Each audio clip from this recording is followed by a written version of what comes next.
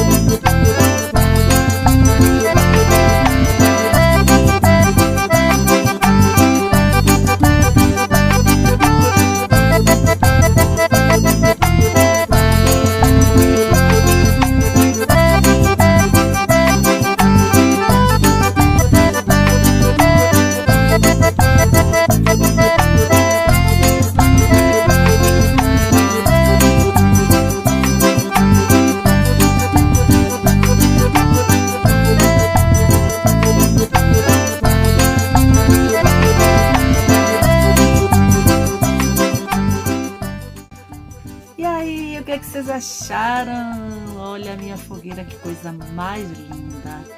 Gente, eu tomei essa parte aqui como a largura de uma régua, mas se você achar melhor, eu deixo esse molde lá na minha página do Face, você já imprime nesse mesmo tamanho, tá? Ele tem 12 centímetros de comprimento, se eu não me engano a largura é 3 centímetros. Aí só fiz arredondar as pontinhas, como vocês viram. Usei aqui o giz pastel marrom, né, para dar essa sombra nele, essa escurecida. E o lápis 2B, como eu já falei para vocês, é um lápis normal de escrever, só que é o 2B, para fazer os riscos. E aqui, gente, eu só tirei molde só do pequeno. Depois é só colocar, cortar o laranja e cortar também o vermelho, seguindo a mesma, o mesmo desenho do menor, que é o amarelo, certo? Então tá aqui, né? Passei um pouquinho só vocês viram que eu uso, eu já até guardei. Lenço umedecido, certo? Qualquer dúvida, gente, deixa aí nos comentários. Esse balão é aquele mesmo molde que eu usei para fazer o balão grande, porém eu só fiz um lado, porque ele vai ser colado. Tô fechando aqui para vocês verem. Se deixar assim ele fica aberto, mas quando a gente for colar, é só colar apertadinho aqui e apertadinho aqui em cima e deixar abertinho embaixo. Quando eu estiver fazendo a colagem, vocês vão ver. Então ele vai ficar um balão bem abertinho, bem redondinho, vai ficar bem bonitinho, né? A gente só vai ver um lado, porque o outro lado é colado assim na parede. Eu inclusive já fiz um balão desse aqui há uns 2 anos e ficava aqui num painel. Então, por isso que eu só fiz um lado. Eu usei hoje essa cartolina, e aquela cartolina que eu disse pra vocês, que ela acho que é duplex, se não me engano. E se vocês podem usar também papelão, se vocês quiserem, tá? Aí coloquei aqui essas fitinhas, mas vocês podem colocar outra coisa também. E aí quando eu for colar, vocês vão ver, né? Deu apertadinha aqui, apertadinha cá, ele vai ficar certo. Como é para painel, não precisa ser o balão todo formado, por isso que eu fiz o balão desse jeito.